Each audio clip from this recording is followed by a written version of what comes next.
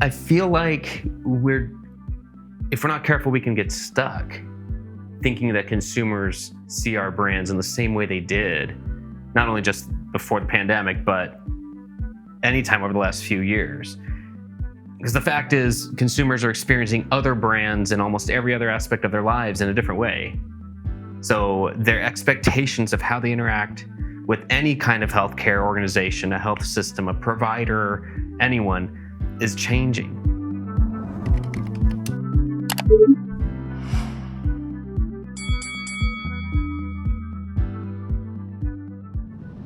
Hello, healthcare. We're really happy that you're joining us at HMPS 2021. What we've put together is this series where we're talking about some of the major themes that we're seeing within this conference. It's really awesome to be able to get back together and see people face to face and in person. But we're looking at this as a way to preserve that experience and have a lot that folks who attended or folks who couldn't attend can reflect on. And to really help with that, Jared Johnson of the Healthcare Rap podcast. Jared Johnson has been doing healthcare hip hop for us for years, and we're really excited to talk about. Well, like not only has he run the podcast, but he's been in various roles within healthcare systems and within pharmaceuticals, and that combined with a lot of the experiences that he's had has flavored a really powerful perspective on branding, on marketing, and ultimately how marketers can measure those differences and better appeal to the rest of the teams that they're working with. But Jared, would you care to share a little bit of a background that's kind of led you to this point? Thanks, Chris. And yes, great to just see people in person. It's been a blast just to get out and get to do that, not just virtually. Right now, it's been a lot of fun. I would say the part that's most relevant is the fact that I've produced over 400 podcast episodes over the last few years. About half of those are for the Healthcare Rap. So Healthcare Rap is coming up on 4 years on the air every single week. And as a result of that, I've gained a different perspective with every guest that we've brought on any of these podcasts that I've produced. And what that has given me is I feel like a perspective that is very much more rounded than what I would have on my own. So every person has brought some insight to my life, to my understanding of what the industry is like, and together, collectively, by having the opportunity to do that, I have a different perspective. Like, it has changed over the years, and so I didn't necessarily expect that when I first started podcasting at all. Is that opportunity to gain a different perspective myself, and that has very much led me to different parts of healthcare, to understand where things could go, where I could provide more value, and on top of that, it's just great to get to know people in that same way. Fantastic, yeah, and I really appreciate you sharing those conversations and those perspectives, because I think they're helping a lot of other folks grow as well. It's just been a really good experience listening to those. And where we want to dig in deeper is like producing 400 podcasts and doing all the various aspects of like what you do in your healthcare consultancy. One major topic that I've seen is around branding, and it's a unique perspective because we're talking about branding, but we're also talking about how to measure the results and success of those efforts. But one thing about branding is that if I say that word, it could mean a million different things to a million different people, including if you're out on the farm and putting a hot branding iron on cows. Don't think that's exactly what we mean, but I would like if we can get down to a basic definition, help the audience understand where we're coming from when we talk about branding. Yeah, you bet. So you're right. It's kind of a nebulous term. What is branding itself? I like to think of it in a couple different parts or components. And one is, it's really every way that somebody can experience your brand. So that's visually, it's in person, it's with somebody who works for that company or that organization, and it's in a number of different ways that we engage with people digitally now. I say now, meaning the last couple decades. So it's been a long time since we've begun digitally engaging with brands.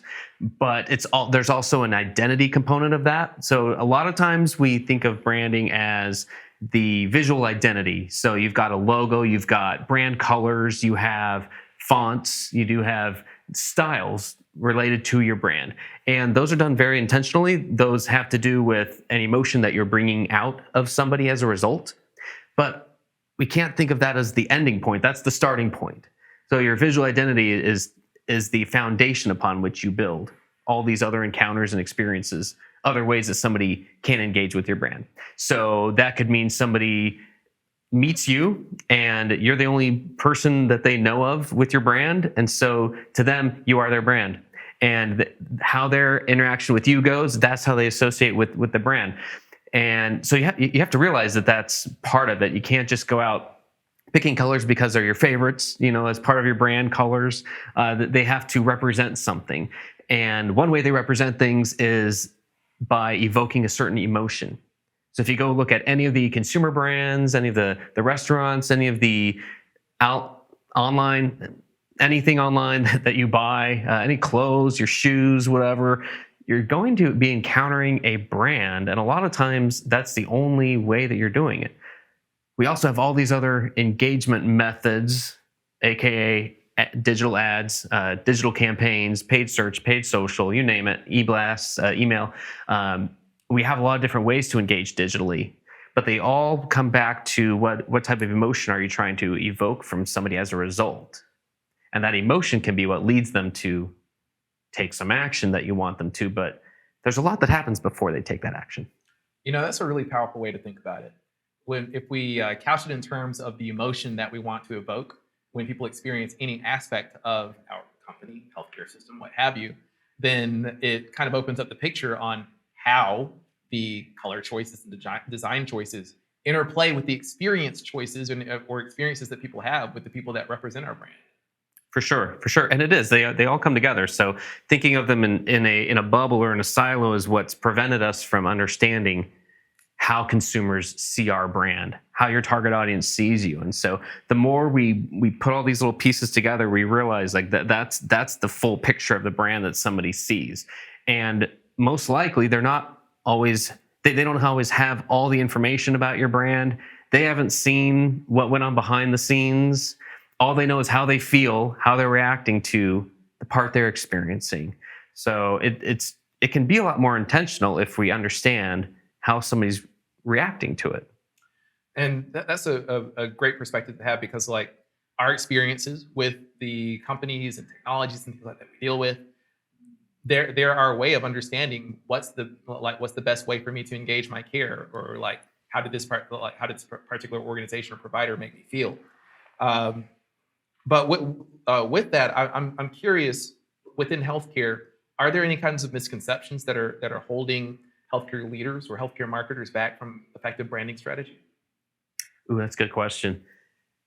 I feel like if we're not careful, we can get stuck thinking that consumers see our brands in the same way they did, not only just before the pandemic, but anytime over the last few years. Because the fact is, consumers are experiencing other brands in almost every other aspect of their lives in a different way. So their expectations of how they interact with any kind of healthcare organization, a health system, a provider, anyone, is changing. And they have fewer and fewer other instances of brands in their lives. And I say they, it's us too. Like we as consumers have a lot fewer brand experiences in other aspects of our lives that are as stale, if you will, as healthcare. And that expectation has changed so much. It doesn't take a lot to realize why. You name it, at any point in this week, next week, the following week, you're going to hear another consumer brand that's entering healthcare, that's offering something new, or you're going to hear about the amount of money that has been poured into digital health. Last year, it set a record. It was over $10 billion. We've already hit $20 billion this year. So there's all these digital health startups coming in saying, hey, I figured out one part of that. So consumers ultimately have a lot more choices, and they don't have to choose between just Dr. A, Dr. B, hospital A, hospital B. It can be all these other choices. And so I would say just to ignore that could be a mistake. I thankfully don't see a whole lot of health systems that don't at least acknowledge that. It's like, where do they go from there? Like, what do they do about that, knowing that there are a lot more choices? I just want to dig in a little bit, maybe even a lot of it, just based on the fact that we have these organizations, like we were speaking about the experience that people have earlier. Well, when we talk about the CVSs and Walmarts of the world, there's other aspects of consumerism, such as the experience, that those folks are really good at. So, could you talk about, like you had mentioned, that in a lot of cases, healthcare brands may be stale. What makes a brand stale, and what are some opportunities that you might see for some healthcare organizations to do better? Well, you're going to love this, Chris, but I really do think it's not paying enough attention to their data. And I'm not just pandering there. Like that's very true. When I've had that role and we had a bunch of data in front of us and we were being asked, like, what do we do with this? It was a lot more effort, I think, than I realized at first, in terms of not only understanding what insights we could gain from marketing data and clinical data about patients, a patient population, for instance, and being able to put that together. But then once our small team figured that out, it was a whole nother project and a whole nother process to socialize that among the organization, among all the stakeholders who needed to understand what that insight was. And you can even just take something as simple as some of the digital ads we were running and understanding how frequently consumer behavior changed, how frequently, I mean, take like the first few months of COVID, the number of, if you just looked at Google Trends, the probably best place to start for that. If you just looked at Google Trends for how often people were searching for COVID-19 and coronavirus, which tells you how long has it been since we even refer to it as coronavirus anymore. But in the early days, like those two search terms, I just went through the roof, and then health systems kept, putting out a ton of COVID-related content. But then there was a point, I want to say it was 3 or 4 or 5 months in.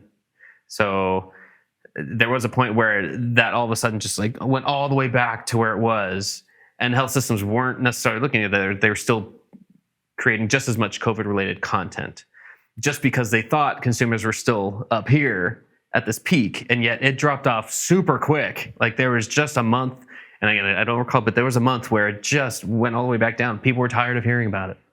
And a perfect example of how quickly things can change. And if you're not looking at the data, know what to look for to even see, like, what are people engaging with? What are they searching for?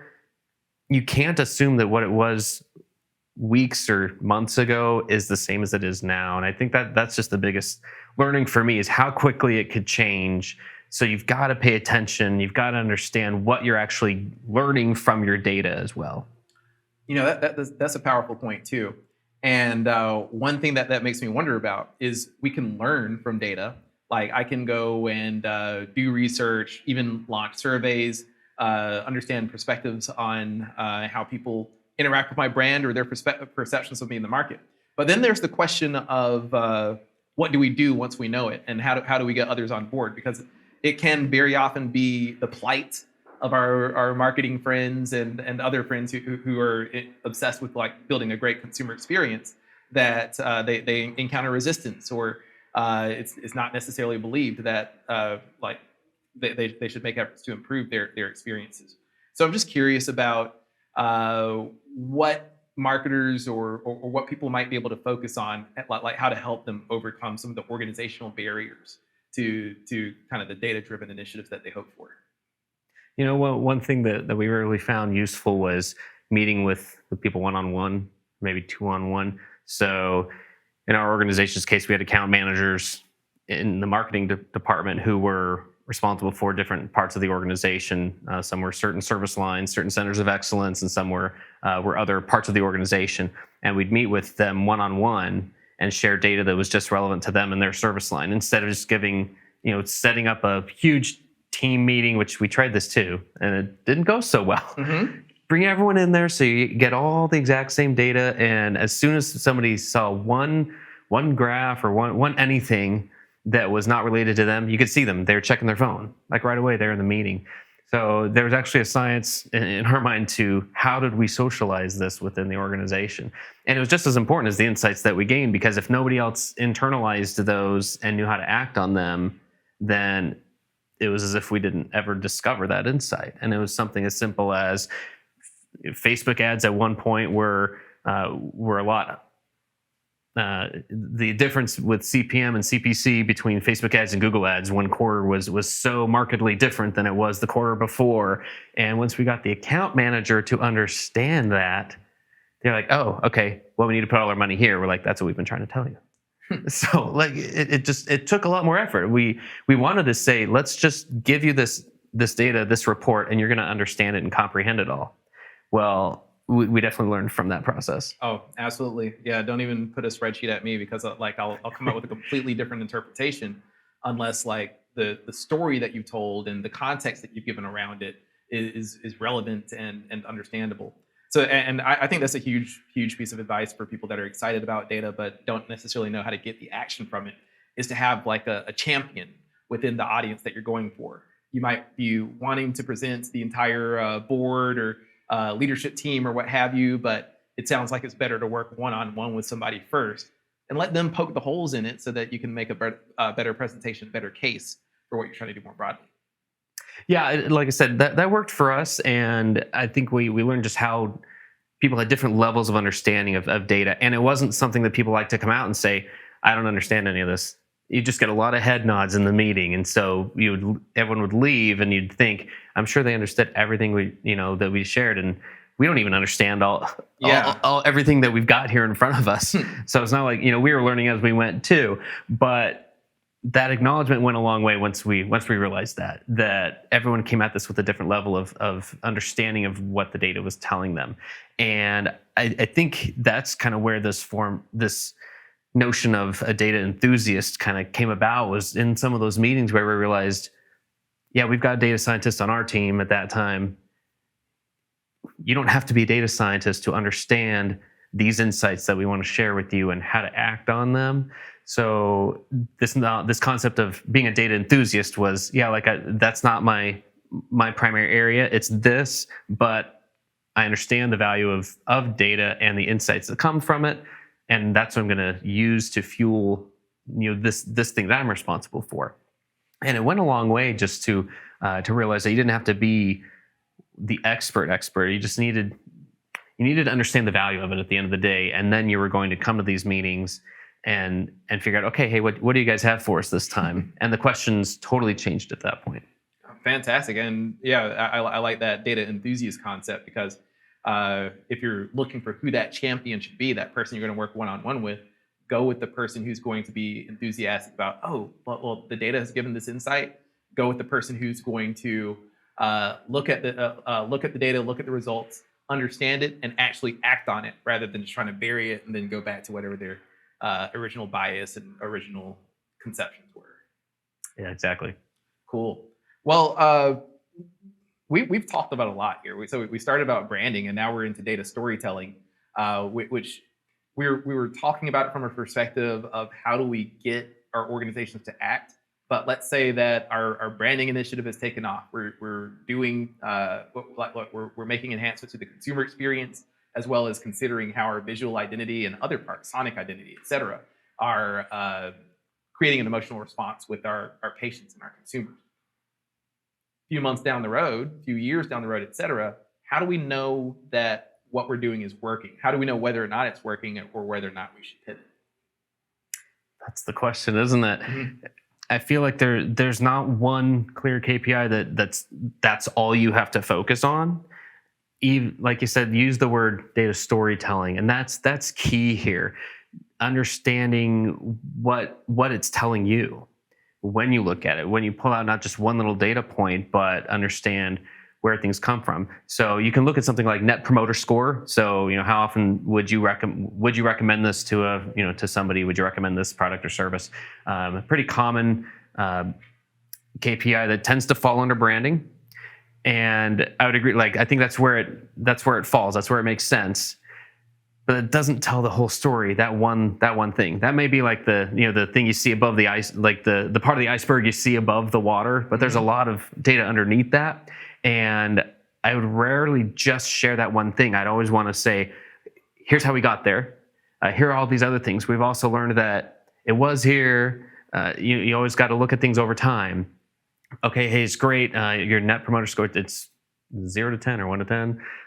So I think it's 0 to 10. So, hey, our net promoter score was 7.9 and now it's 8.3. If you just say it's 8.3, people don't know if that's higher or lower than it was before that. So, hey, it went up.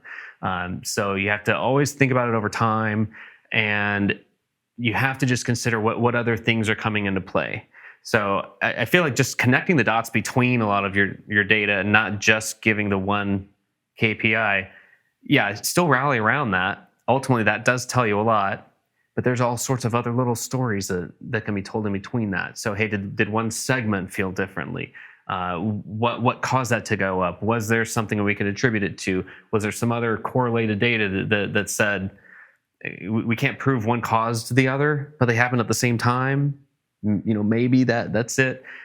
And now all that takes a lot of time. But that's the level of storytelling that needs to happen to understand. Really, at the end of the day, I'll attempt to bring this back to branding. How do people engage with your brand? Well, a lot of times your digital campaigns are the front lines. So how are people engaging with your digital campaigns? That usually does tell you quite a bit about what they think about your brand. Well, that's a really powerful way to look at it too, because there's something sneaky that happens if you just if you start going to this perspective of looking at change over time. If you're expected to just present one KPI as a one-off, you're probably there's a bias called cherry picking. You're probably going to pick the KPI that makes these efforts look great and choose that. But if the organization and the team that you're dealing with is committed to looking at this consistent stats, consistent KPIs and metrics over a weekly period or monthly period or what have you, you can start seeing those real adjustments. It eliminates the opportunity to cherry pick. And then rather than trying to present something as great or not great, it just becomes the opportunity of where and how can we improve based on what happened in the most recent time that we looked at epoch. Yeah, so true. And that is it's just part of the story that you're trying to tell with what you've got in front of you. And sometimes that does mean looking at things in a different way and presenting something that isn't the story that you want to tell, but it's. People say data doesn't lie, but you can make it tell almost any story you want. So it all depends on how you frame it. Yeah. When people say data doesn't lie, I can't help but say, yes, it does. And people can make it lie as well.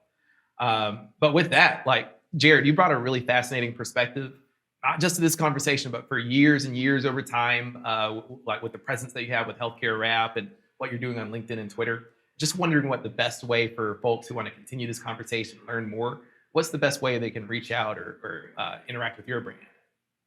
Oh, well, thanks for asking. Definitely on LinkedIn, I'm always there. I'm at Jared Piano on Twitter, Jared Piano. And in Healthcare Wrap, we're on every week still. So thankfully, as long as people keep listening, we'll keep putting that out. And it's not hard to find me these days. All right, appreciate that. Happy to enter the podcast space with Hello Healthcare with you and Healthcare Wrap. With that, we thank everybody who has joined us today and listened to this conversation about branding and then data storytelling. And with that, hope that you can enjoy the rest of our HMPS series. Thank you so much. Thank you. If you want more of the latest from healthcare's thought leaders, subscribe using the button below, or you can visit hellohealthcare.com to get updates directly in your email.